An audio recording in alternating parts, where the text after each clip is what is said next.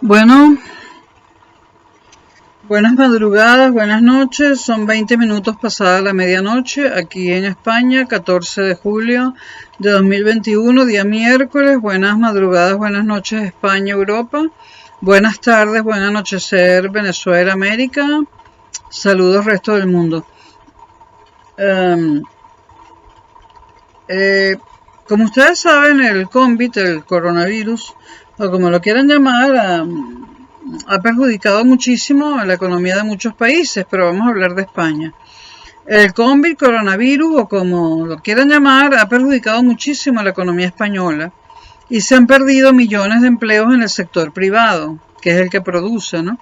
Se han perdido millones de empleos en el sector privado, se han dejado de generar miles de millones de euros para el Producto Interior Bruto. El crecimiento económico de España ha descendido y no se podrá ni en 2020 ni en 2021 y posiblemente tampoco en 2022 se podrá cumplir con las expectativas que tenía España en enero de 2020, por decirlo así, antes de saber que existía el COVID y las terribles consecuencias que ha traído, consecuencias de todo tipo. España se comporta frente al mundo como si no pasara nada. El gobierno socialista comunista de Pedro Sánchez y Unidas Podemos se comporta como si no pasara nada, económicamente hablando, y además nos ocultan la cifra de fallecidos. Lo dijo hoy una periodista española, dijo que habían vuelto a subir las cifras de fallecidos y de contagiados en la quinta ola. Esta es la quinta ola del coronavirus y que el gobierno estaba escondiendo las cifras. Y lo dijo una periodista que estaba entrevistando a una doctora, a una médico que estaba en un hospital. Y la médico le dijo a la periodista, el gobierno está escondiendo las cifras. Se está contagiando más gente de la que el gobierno dice y han fallecido más personas que las que el gobierno dice. Bueno, no solamente se miente en eso, sino que se minimizan los efectos de la crisis económica y eso no se puede minimizar porque el año que viene, sobre todo en 2022, vamos a empezar a sentir los impactos horrorosos estaba viendo algo en la tele. Los impactos horrorosos de la crisis económica.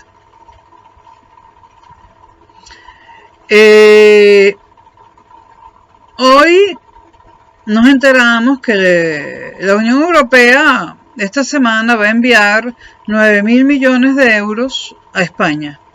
Eso es un 9 con 9 ceros. 9.000 millones de euros. La Unión Europea va esta semana a enviar el primer tramo de un rescate a España, de un rescate económico, y ese primer tramo es de 9.000 millones de euros. Pero el rescate total suma una cifra mucho más grande que esa. Este es el primer tramo del rescate, 9.000 millones de euros. 9 con 9 ceros. 9.000 millones de euros es el primer tramo del rescate que la Unión Europea envía a España para su recuperación económica. Pero la cifra total del rescate es monumental. En este momento no la tengo a mano, pero lo pueden buscar en Google. Ahora, ustedes se preguntarán, ¿eso es un préstamo como los que el Fondo Monetario Internacional le hacía a Venezuela y a México, a Brasil, y que eran impagables? No, ese no es un préstamo. Ese es un rescate y cuando la Unión Europea decide rescatar a uno de sus miembros, ese es un dinero que va a fondo perdido. Es decir, los rescates no hay que devolverlos. O para decirlo en términos que no le gustan a España, ese dinero es regalado. Ahora, ¿de dónde viene ese dinero? Viene de la Unión Europea, de Bruselas. ¿Pero de dónde viene realmente? De los impuestos de todos los europeos, incluyendo a los españoles que pagan impuestos. Ese dinero, yo temo por él, tiene que ser bien utilizado. No puede ser utilizado para estar regalando dinero a todo el mundo que está mal. Al principio, es verdad que el gobierno español ha ayudado a mucha gente con dinero constante y sonante, después del confinamiento, después del último confinamiento, incluyéndome a mí. Y yo soy una de las pocas personas capaces de decir frente a una cámara que el gobierno español me ha dado dinero constante y sonante para pagar deudas de alquiler, de electricidad y deudas que tuve en las que incurrí porque no había trabajo en ese momento y porque yo trabajo por mi cuenta. Lo agradezco profundamente, pero a partir de septiembre-octubre estaré muy ocupada porque he decidido, cosa que yo no quería hacer, he decidido que trabajaré en cuestiones burocráticas, administrativas, que detesto, y no por mi cuenta, que es lo que más me gusta, porque viene una época mala y hay que trabajar con horario y en lo que sea, y muchas horas. Así que espero no necesitar de nuevo una ayuda. En septiembre, octubre, sobre todo en octubre, empezaré a tener muchísimo menos tiempo para grabar videos y para miles de cosas, ¿no? Para ver series y para cocinar. Ya empezará otra vez mi vida con los sándwiches. Bueno, y cereales y sándwiches. Bueno, el caso es que cuando la Unión Europea da un rescate, ese dinero no hay que devolverlo, es un regalo. Y ahora quiero hablarles de otra cosa. Yo tomé todos los cursos que pude sobre historia económica de España. Y quería comentarles lo que los españoles llaman, lo que los economistas españoles, salvo una pareja que son un matrimonio, o sea, los economistas españoles y los políticos españoles hablan del milagro económico español, de cómo España, después de la dictadura de Franco, se volvió rica. Bueno, para los españoles en general, España se volvió rica porque los españoles la volvieron rica, lo cual es totalmente falso. España se volvió rica, para decirlo en términos coloquiales, porque entró a la Unión Europea y la Unión Europea la convirtió en rica. Cuando España entró a la Unión Europea, hay una cosa que en Europa se llama el Fondo Social Europeo, el FSE. Pero hay muchísimos otros, o sea, hay instituciones, hay programas económicos, hay ayudas, hay un montón, o sea, hay un montón de cosas. Por ahí tengo muy estudiado el tema y estoy estudiando a fondo la economía europea. Hay muchísimos instrumentos económicos y financieros con los cuales los países ricos de la Unión Europea ayudan a los países pobres de la Unión Europea. Cuando España entra en la Unión Europea, España era un país pobre que simulaba ser rico.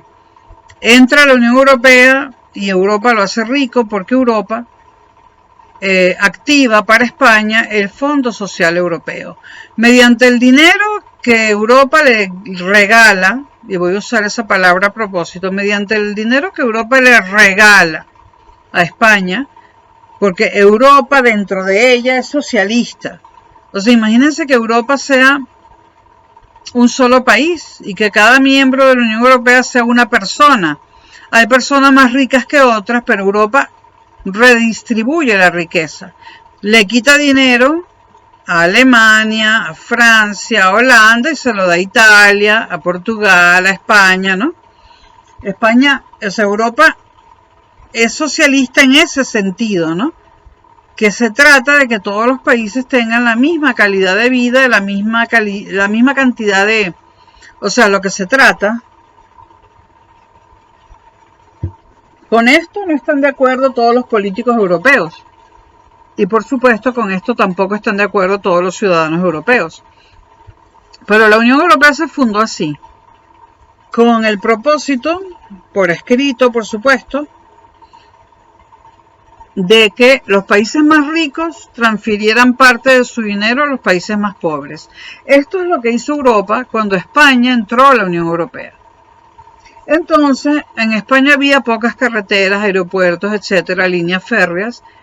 Con dinero europeo, sobre todo dinero proveniente de Alemania, España construyó una cantidad insólita de aeropuertos, tan insólita, además hubo corrupción, porque hay pueblos de 12 personas.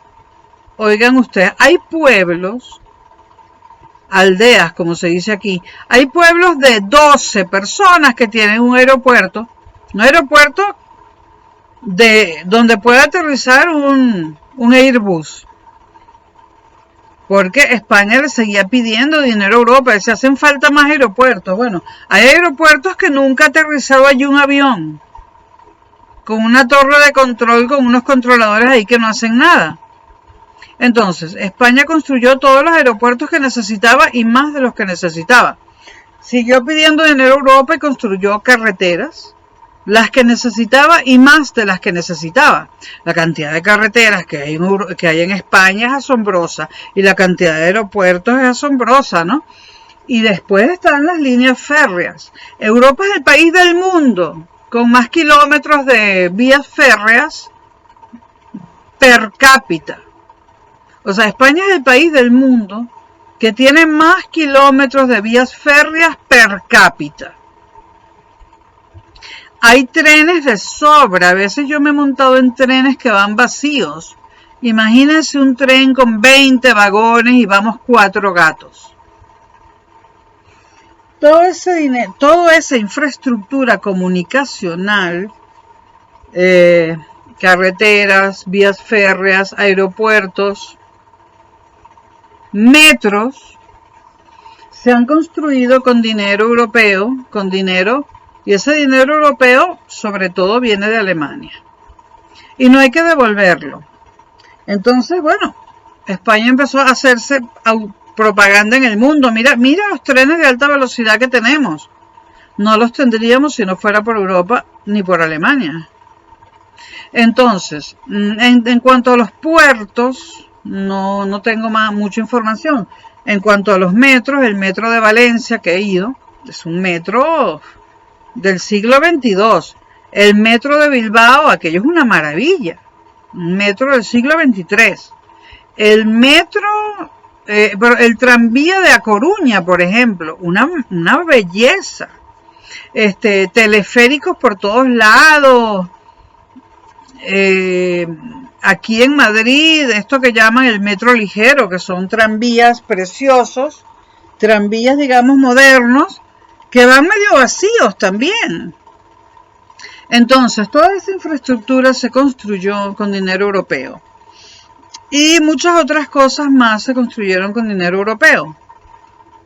Entonces hay una pareja de historiadores económicos, son economistas en realidad, pero estudiaron en Estados Unidos. Son españoles, pero estudiaron en Estados Unidos. Se trata del matrimonio Tortella, con doble L al final. El matrimonio Tortella, que aquí le dicen Tortella, pero ese es un apellido de origen italiano y yo los voy a llamar Tortella.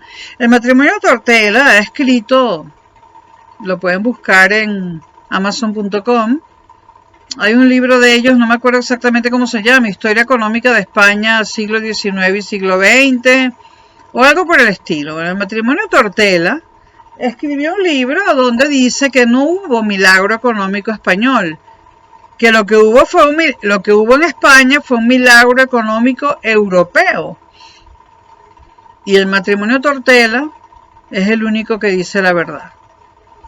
El milagro económico español fue creado por Europa. En realidad es un milagro económico europeo. Y más le vale a España que administre bien esos 9.000 millones de euros y todo lo que va a venir después. Y nos preocupa que esté Unidas Podemos en el gobierno, con lo que le gusta regalar el dinero a los socialistas y a los comunistas, ¿no?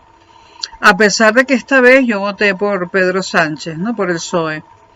Voté por el PSOE porque el PP hizo algo muy feo. El PP se deshizo de Rajoy y de todo y no solo de Rajoy, sino de todos aquellos cuadros que formaban el entorno de Rajoy.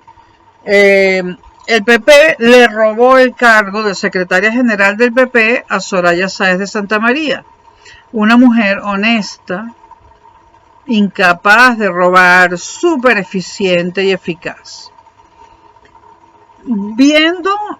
Observando la lucha interna dentro del PP, ¿Y cómo ganaron los malos? Los malos son el bando de Aznar, que es el bando de Pablo Casado, que no ganó las elecciones internas para secretario general. Se las robó, las ganó Soraya Sáenz de Santa María, que al ver que le robaban el resultado de las elecciones, renunció al PP y se fue al sector privado.